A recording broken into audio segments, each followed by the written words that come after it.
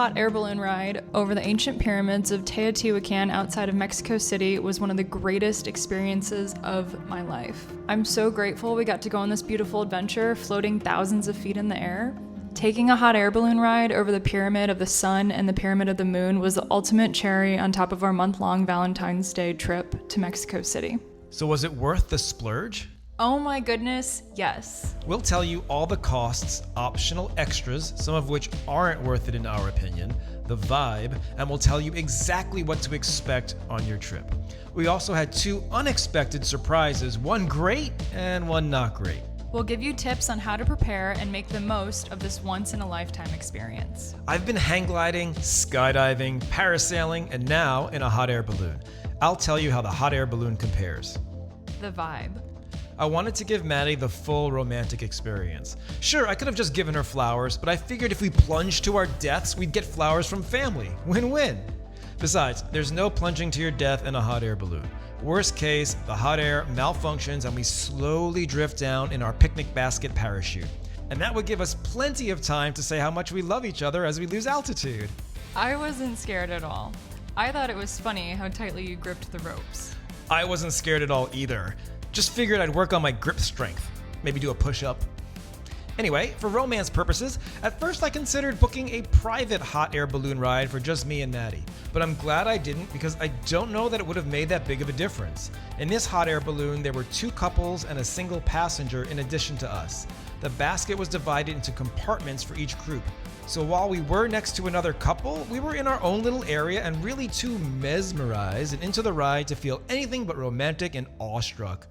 At first, the vibe was adventurous and maybe a little bit of adrenaline. After all, we're trusting our lives to a pilot, ground crew, and a giant wicker picnic basket, with no seatbelts. But after that, I felt relaxed and it was time to get into the moment and take in the absolutely incredible sunrise mountain views. How would you describe the vibe in the air? Peaceful, magical. It was like floating on a cloud. The costs.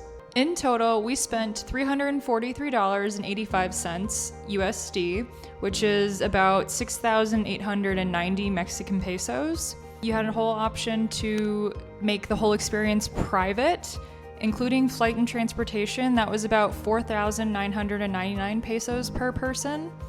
You could also add a bouquet of 12 roses. You could purchase the in-flight photos and video. There was another option to have marachis playing upon landing, and you could opt for a bilingual guide. We opted for the transportation plus pyramids package. So that means that the company picked us up from our Airbnb in Mexico City and drove us all the way out to the flight site in Teotihuacan. The price difference between paying for transportation through the hot air balloon company and not was about $32.49 USD per person or 651 Mexican pesos per person. There's also an option to pay for a tour guide when you're walking around the pyramids on the ground. We didn't buy it because we didn't go for the history lesson, but if you're a history buff, it could totally be worth it. This is Pyramid del Sol, Pyramid of the Sun. It was built by the Mayans 13,000 BC with stones, xanthan gum, and spit. And you can see it still stands to this day. It was a testament to the power of rocks.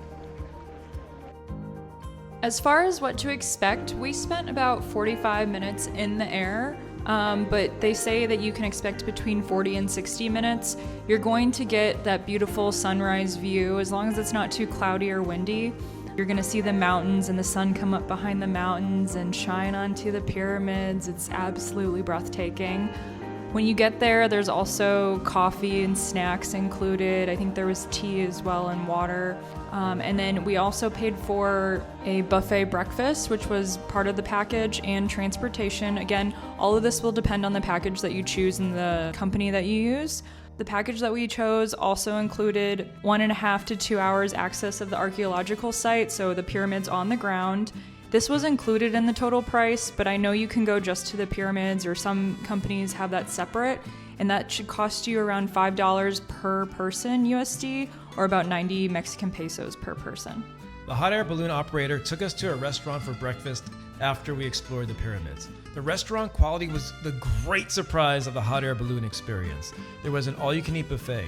We really enjoyed the fresh squeezed orange juice. I was surprised how good the food was, and with the variety of options from eggs and bacon to fresh fruit and pancakes.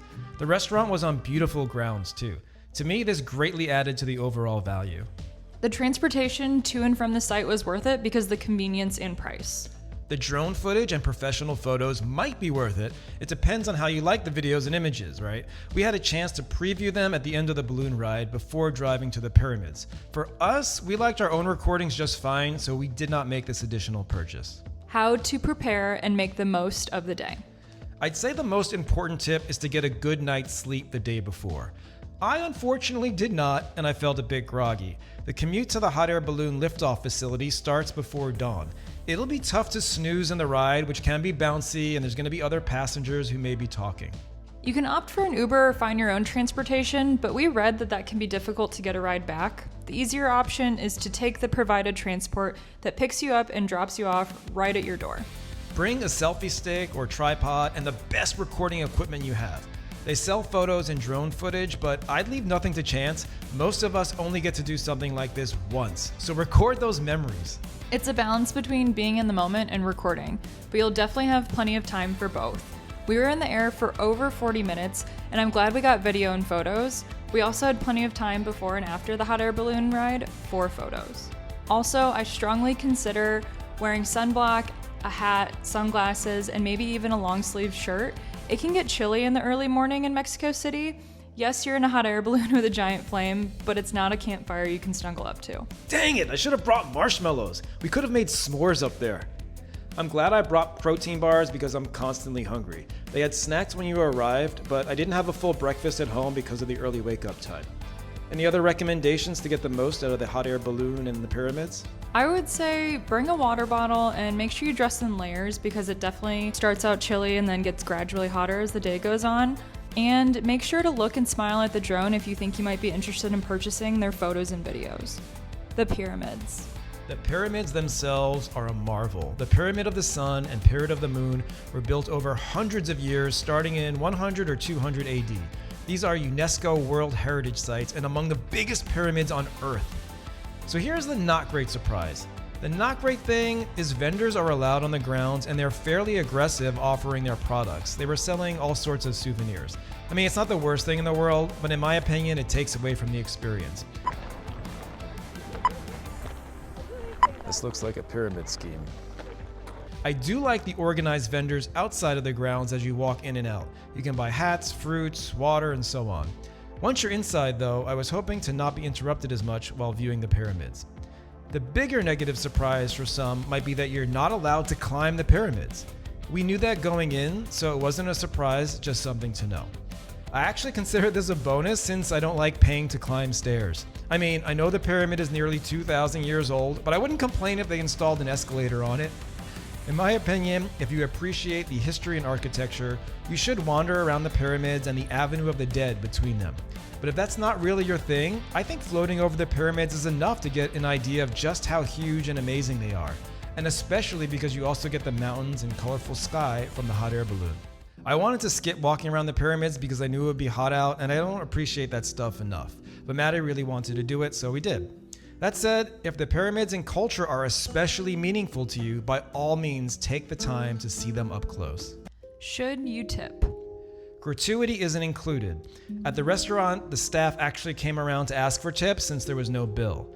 Breakfast was included in the price of the experience. After the hot air balloon ride itself, no one on the team asked for a tip, so it's up to you if you feel like tipping your driver or anyone else involved in the experience. Hot air balloon versus hang gliding versus skydiving versus parasailing. The biggest adrenaline rush for me was skydiving, then parasailing, then hang gliding over the ocean, then the hot air balloon. Probably because I went solo with no instructor for skydiving and parasailing. The hot air balloon felt safe and you could relax and take in the views. It's the most romantic of these sky sports because you can hug your partner and make out easier than, say, steering your skydiving parachute into your loved one while screaming for your life. Landing in a hot air balloon. The pilot asks that you stay seated, buckle your safety belt, and put away large electronics. These are all things you will not hear as you prepare to land in a hot air balloon. There aren't even wheels to land on. We were guided to brace for impact. I embraced you and had wonderful flashbacks of our life together. The crew did a great job landing pretty softly. We were instructed to bend our knees. And pray. That was optional. We landed gently, like a dove. A very overweight, uncoordinated dove, but a dove nonetheless. And then the crew landed the entire balloon, basket, and everyone onto a flatbed connected to a truck. It was so cool. We climbed over the giant picnic basket to get out, and we were on our way to breakfast. Unfortunately, we couldn't hitch a ride back home in the balloon, and we had to take a boring van. How can I be expected to travel in regular vehicles now that I've been floating above the earth in a hot air balloon? Now I'm spoiled for life. Please like, comment, subscribe, and to never miss another one of our videos, join our email list on touchdownmoney.com.